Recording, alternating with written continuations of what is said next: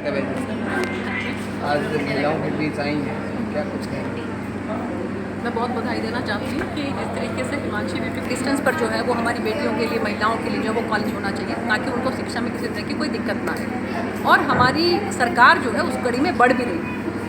इसके साथ साथ महिलाओं को सपोर्ट करने के लिए आपने देखा होगा कि हमारी सरकार ने, माननीय मुख्यमंत्री जी ने एक वायदा किया था कि हमारी बहनों को, माताओं को हम 2100 रुपया देंगे। और सरकारों में, बाकी की सरकारों में क्या होता है कि जब इलेक्शन पास आ जाए ना, 6 महीने रह जाए, तो उस टाइम जो है किसी भी योजना को अमली जामा पहनाया जाता है। मैं तहे दिल से धन्यवाद करना चाहती हूँ माननीय मुख्यमंत्री जी का कि जिन्होंने इस मॉनसून सत्र के अंदर इसको पास किया और 25 सितंबर एक टाइमलाइन भी दे दिया कि 25 सितंबर से हमारी माताओं बहनों को, जिनकी उम्र जो है वो 23 वर्ष से लेकर 45 वर्ष तक है और 1 लाख रुपया से कम तक की जिनकी इनकम है, उनको जो है 2100 रुपये महीना मिलना शुरू हो जाएगा।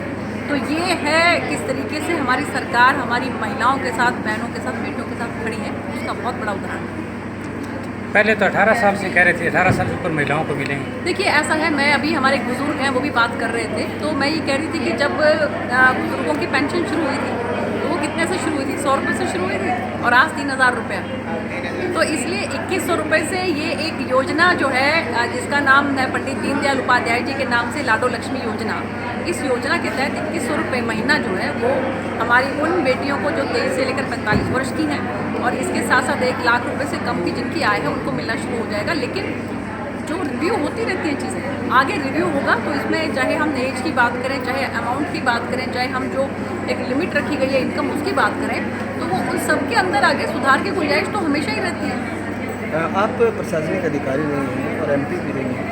मैडम, किसानों की बड़ी समस्या है। पहले जब सिंचाई के पानी को लेकर वो मतलब ये कह रहे थे पानी नहीं मिल रहा, खाद बीज नहीं मिल रहा, अब एकदम से बारिश हुई है, प्राकृतिक आपदा है, तो किसान पूरी तरह से तबाह हो चुका है। इस पर भी आप उच्च अधिकारियों मैं से बिल्कुल आपको बताना चाहती हूँ कि मैं आज ही मैंने खैरेका गाँव का दौरा किया कि वहाँ पर जो, बिल्कुल आपको पता होगा कि गग्गर के मुहाने पे वो गाँव है। रात को 12 बजे सरपंच साहब ने जो है प्रशासन के अधिकारियों को फ़ोन किया और सुबह सुबह जो है वहाँ पर उनके पास निकासी के लिए मोटर पहुँच गई और इसके साथ जो है वहाँ पर लोडर पहुँच गया। तो आप देखिए कि प्रशासन जो है वो जनता के साथ है कि आम जनमानस को किसी तरह की कोई दिक्कत नहीं। और इसके साथ साथ आपके माध्यम से खासकर मैं कहना चाहूँगी कि अभी माननीय मुख्यमंत्री जी ने क्षतिपूर्ति पोर्टल है जो वो खोल दिया है और पूरे हरियाणा के जो गाँव उसके अंदर हैं वो, और खासकर आपके चोपटा के भी मुझे पता लगा कि 6 गांव यहाँ के भी हैं। तो आपके माध्यम से मैं कहना चाहूँगी किसान भाइयों को उस क्षतिपूर्ति पोर्टल के माध्यम से आपका जो भी नुकसान हुआ है वो उसके अंदर दर्ज करें। ये तो आज तक की बात है। हम ये चाहते हैं कि परमपिता परमात्मा जो है वो कृपा रखें और आगे कोई नुकसान ना हो, लेकिन अगर फिर भी इसी तरह का कोई प्राकृतिक आपदा के माध्यम से कोई नुकसान होता है तो सरकार किसान भाइयों के साथ, आम जनमानस के साथ खड़ी है।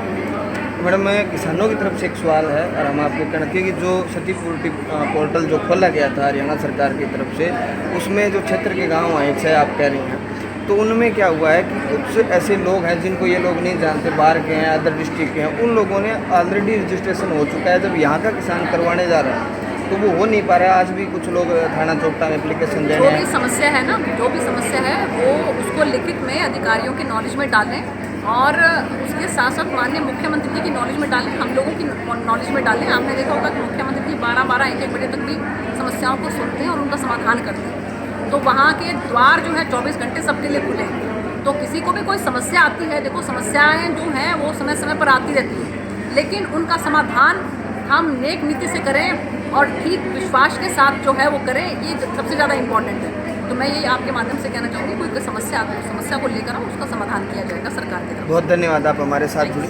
ये आप